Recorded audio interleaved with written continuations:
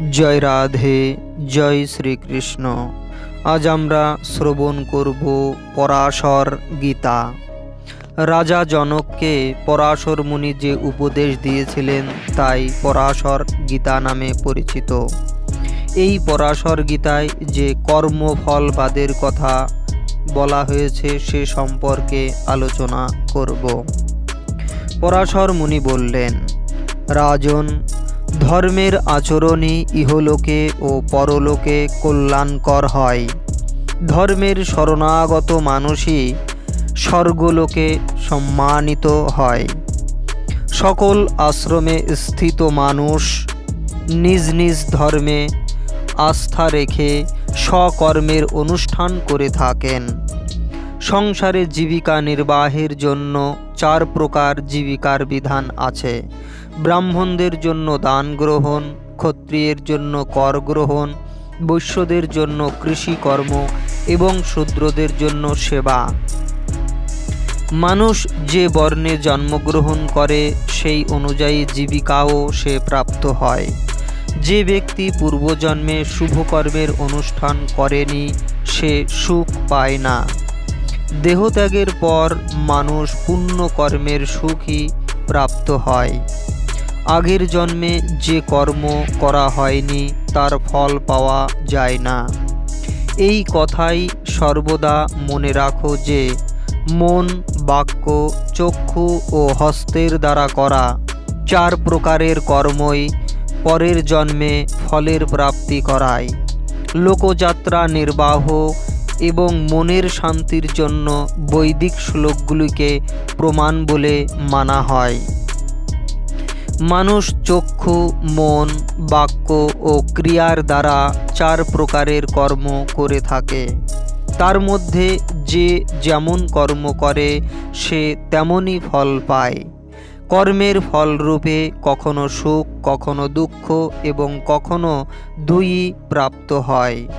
পাপ বা পুণ্য কর্ম যেমনই কর্ম হোক, ফল ভোগ না করে তার বিনাশ হয় না।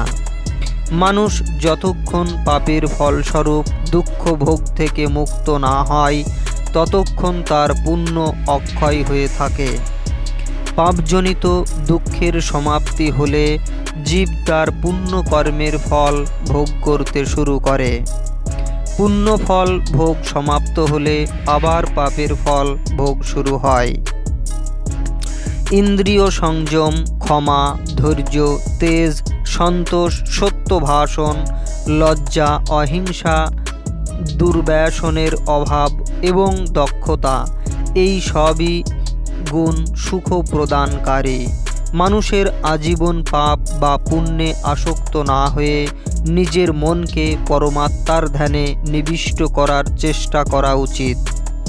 জীব অন্যের করা শুভ বা অশুভ কর্মের ফল ভোগ করে না। সে নিজে যে কর্ম করে তারই ফল পায়। মানুষ যে কর্মের নিন্দা করে সেই কর্ম করা কারো উচিত নয়। সে সেই কাজ করলে জগতে উপহাস্য হয়। ভীত ক্ষত্রিয় ভক্ষ অভক্ষ বিচার না করে খাদ্য গ্রহণকারী এবং সত্যভ্রষ্ট ব্রাহ্মণ, বেরোজগারী বৈশ্য, অলস শূদ্র, শীলরহিত বিদ্বান, সদাচার বর্জিত কুলীন, দুরাচারিণী স্ত্রী, বিষয়াসক্ত যোগী, শুধুমাত্র নিজের জন্য খাদ্য প্রস্তুতকারী মানুষ, মূর্খ বক্তা, রাজাবিহীন রাষ্ট্র এবং অজিতেন্দ্রিয় স্নেহহীন রাজা এরা সকলেই শোকের যোগ্য। রাজন, আয়ু দুর্লভ বস্তু, তা লাভ করে আত্মাকে নিম্নগামী করা উচিত নয়। পুণ্য কর্মের অনুষ্ঠান দ্বারা তাকে ঊর্ধ্বগামী করার চেষ্টা করা উচিত। পুণ্যকর্মের দ্বারাই মানুষ উচ্চ বর্ণে জন্ম লাভ করে। পাপীর কাছে যা অত্যন্ত দুর্লভ। অজান্তে যে পাপ হয় তা তপস্যার দ্বারা বিনাশ করা উচিত, কারণ সেই পাপরূপ ফলই দেয়। সুতরাং দুঃখ প্রদানকারী পাপকর্ম কখনো করা উচিত নয়। পাপের ফল যে কি কষ্টদায়ক হয় তা আমি জানি। তার দ্বারা প্রভাবিত মানুষ অনাত্মাতেই আত্মবুদ্ধি করে থাকে। রংবিহীন বস্ত্র ধুলে সাদা হয়ে যায়, কিন্তু কালো রঙে রঞ্জিত বস্ত্র ধুলেও সাদা হয় না। পাপকেও তেমনি কালো রং বলে বুঝতে হবে। যে ব্যক্তি জেনে শুনে পাপ করে, পরে তার প্রায়শ্চিত্ত স্বরূপ শুভ কর্ম করে, সে ওই দুটি কর্মের ফলে পৃথকভাবে ভোগ করে। না জেনে যে হিংসা কর্ম হয়, অহিংসা ব্রত পালন করলে তা দূর হয়, কিন্তু স্বেচ্ছায় যে পাপ করা হয় তা কখনো দূর করা যায় না। বেদ শাস্ত্রজ্ঞ বিদ্বানগণ এই কথা বলে থাকেন, কিন্তু আমি মনে করি পাপ বা পুণ্য জেনে শুনে করা হোক অথবা না জেনে, তার কিছু ফল অবশ্যই পাওয়া যায়। দেবতা এবং মুনিরা যে কর্ম করেছেন, ধর্মাত্মা ব্যক্তিদের তার অনুকরণ করা উচিত নয় এবং তার নিন্দাও করা উচিত নয়। যে ব্যক্তি অত্যন্ত ভাবনা চিন্তা করে এই কাজ আমার দ্বারা সম্ভব হবে কিনা, এই কথা স্থির করে শুভ কর্মের অনুষ্ঠান করে, তাকে অবশ্যই কল্যাণকামী বুঝতে হবে। সুতরাং রাজার উচ্চাকাঙ্ক্ষী শত্রুদের জয় করা উচিত, প্রজাদের ন্যায়পূর্বক পালন করবে, নানা প্রকার যজ্ঞানুষ্ঠানের দ্বারা অগ্নিদেবকে তৃপ্ত করবে এবং বৈরাগ্যভাব উদয় হলে মধ্যম বা অন্তিম অবস্থায় বনে গিয়ে বাস করবে। রাজন প্রত্যেক ব্যক্তিরই ইন্দ্রিয় সংযমী এবং ধর্মাত্মা হয়ে সমস্ত প্রাণীকে আপন ভাবা উচিত। যারা বিদ্যা, তপস্যা এবং অবস্থায় অপেক্ষাকৃত বড়, তাদের যথাশক্তি সম্মান করা উচিত। নরেন্দ্র সত্য ভাষণ এবং ভালো ব্যবহারে সকলেই সুখ লাভ করে। শ্রেষ্ঠ ব্যক্তিকে দান করা এবং শ্রেষ্ঠ ব্যক্তির কাছ থেকে প্রতিগ্রহ নেওয়া দুইয়েরই মহত্বই সমান। তা সত্ত্বেও প্রতিগ্রহ স্বীকার করার থেকে দাতা হয়ে দান করা অধিক পবিত্র বলে মনে করা হয়। যে ধন ন্যায়সঙ্গতভাবে প্রাপ্ত এবং ন্যায়সঙ্গতভাবে বৃদ্ধি লাভ করেছে, তা ধর্মের উদ্দেশ্যে রক্ষা করা উচিত। ধর্মশাস্ত্রের তাই সিদ্ধান্ত। যারা ধর্মাকাঙ্ক্ষী তাদের ক্রূর কর্মের দ্বারা ধন উপার্জন করা উচিত নয়। অধর্মের দ্বারা সম্পত্তি বৃদ্ধি করার চিন্তা মনেও আনতে নেই। পরিস্থিতি অনুযায়ী যে ব্যক্তি ঠান্ডা বা গরম জল পবিত্রভাবে অতিথিকে অর্পণ করে, সে ক্ষুধার্তকে খাদ্য দেওয়ার সমান ফল প্রাপ্ত হয়। মহাত্মা রাজা রন্তিদেব ফল মূল পত্র দ্বারা ঋষিদের পূজা করে যে সিদ্ধি প্রাপ্ত হয়েছিলেন, সেই সিদ্ধি সকলেরই অভিলষিত। মহারাজ শৈব্য ফল ও পত্রের দ্বারা মাঠোর মুনিকে সন্তুষ্ট করে উত্তম লোক প্রাপ্ত হয়েছিলেন। প্রত্যেক মানুষই দেবতা, অতিথি, ভৃত্যবর্গ এবং পিতৃলোক, এমনকি নিজের কাছেও ঋণী হয়ে জন্মগ্রহণ করে। তাই তার সেই ঋণ থেকে মুক্ত হওয়ার চেষ্টা করা উচিত। বেদাদির স্বাধ্যায় দ্বারা, ঋষিদের যজ্ঞানুষ্ঠান দ্বারা, দেবতাদের শ্রাদ্ধ দ্বারা, পিতৃকুলের এবং স্বাগত সৎকার দ্বারা অতিথিদের ঋণ থেকে মুক্তি পাওয়া যায়। এইরূপ বেদবাণীর শ্রবণ, মনন, যজ্ঞাবশিষ্ট অন্ন গ্রহণ, জীবদের রক্ষা করলে মানুষ সেই ঋণ থেকে মুক্তি লাভ করে। ঋষি মুনিদের কাছে ধন ছিল না, তা সত্ত্বেও তারা নিজ সাধনা দ্বারাই সিদ্ধি লাভ করেছেন। শূদ্রের উত্তম বৃত্তি হল 3 বর্ণের সেবা করা। যদি ভক্তিভরে সে তা পালন করে, তাহলে সে ধর্মাত্মা হয়ে ওঠে। আমার মনে হয় ধর্মজ্ঞ সৎ ব্যক্তিদের সঙ্গে থাকা সবসময়ই মঙ্গল, কিন্তু অসৎ ব্যক্তির সংসর্গ কোনোভাবেই ভালো নয়। সাধু ব্যক্তিদের কাছে থাকলে নিজ বর্ণের মানুষেরও মানসিক উন্নতি হয়। শ্বেত বস্ত্র যেমন যে কোনো রঙে রঞ্জিত করা যায়, সেইরূপ যেমন সঙ্গ করা হয় তেমনই প্রভাব পড়ে। তাই গুণাদিতেই অনুরক্ত হওয়া উচিত, দোষাদিতে নয়। কারণ মানুষের জীবন অনিত্য এবং চঞ্চল। যে ব্যক্তি সুখ ও দুঃখ উভয় অবস্থাতেই শুভ কর্মের অনুষ্ঠান করে, সেই শাস্ত্র তত্ত্ব জানে।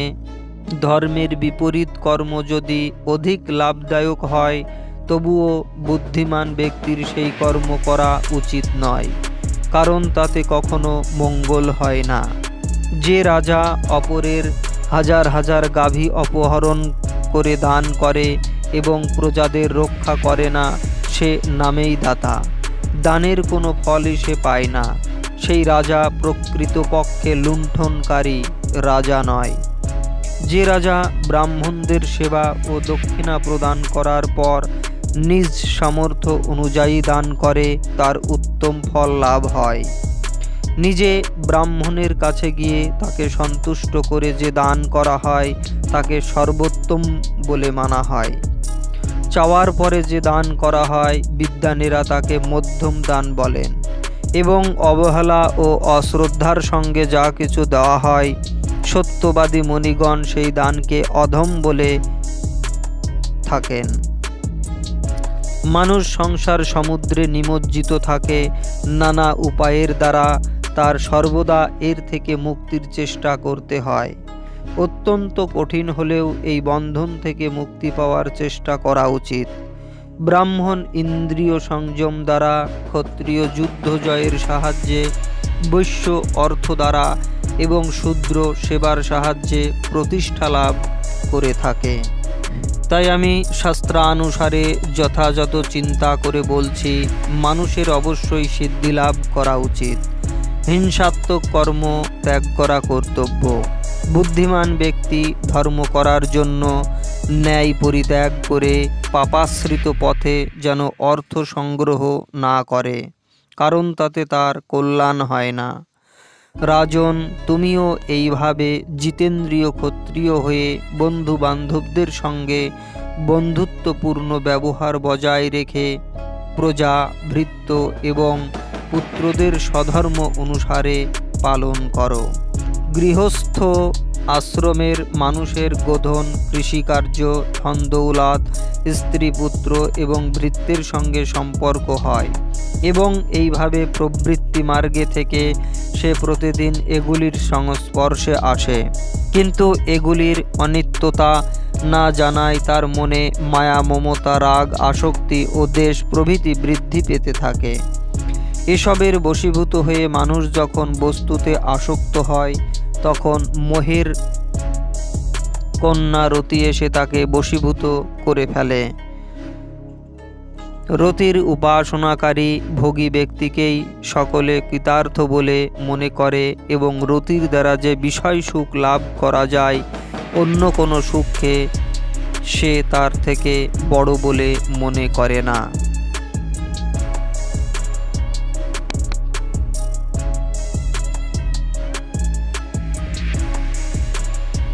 মানুষ সুখেই থাক বা দুঃখে, মন ও বুদ্ধির দ্বারা শাস্ত্র বিচার করে লোভ পরিত্যাগ করা কর্তব্য। অসন্তোষ দ্বারা দুঃখ হয়, লোভের দ্বারা মন ও ইন্দ্রিয়তে ভ্রান্তি হয়। ভ্রান্তি হলে অনভ্যাসজনিত বিদ্যার ন্যায় মানুষের বুদ্ধিনাশ হয়। বুদ্ধিনাশ হলে তার বিবেক নষ্ট হয়ে যায়। তাই দুঃখের অবস্থা মানুষকে উগ্র তপস্যা করতে হয়। যা নিজের প্রিয় বলে মনে হয় তাকে সুখ বলা হয় এবং যা মনের প্রতিকূল তাকে দুঃখ বলা হয়। তপস্যা করলে সুখ এবং না করলে দুঃখ হয়। এইরূপ তপ করা এবং না করার যে ফল, তাও তুমি ভালোভাবে জেনে নাও। যে ব্যক্তি পাপরহিত তপস্যা করে সে সর্বদা কল্যাণভাগী হয় এবং সে ব্যক্তির ধর্ম, তপ ও দান করার ইচ্ছা হয় না। পাপাচরণ করে সে নরকে পতিত হয়। মানুষ সুখে হোক অথবা দুঃখে যে কোনো সদাচার থেকে বিচ্যুত হয় না, তাকেই শাস্ত্রদর্শী বলে মানা হয়। একটি বাণ ধনুক থেকে ছুঁড়ে মাটিতে পড়তে যত সময় লাগে, সেইটুকু সময় ধরে স্পর্শেন্দ্রিয় জিহ্বা, চক্ষু, নাসিকা ও কর্ণের বিষয়ে সুখ হয়। সেই সুখ যখন নষ্ট হয়ে যায় তখন মনে বড় বেদনার অনুভূত হয়। এইটুকুর জন্যই অজ্ঞ ব্যক্তি বিষয় সুখে লিপ্ত থাকে। তারা সর্বোত্তম মোক্ষ সুখের প্রতি আকৃষ্ট হয় না। সর্বদা ধর্ম পালনকারী মানুষের কখনো অর্থ বা ভোগের অভাব হয় না।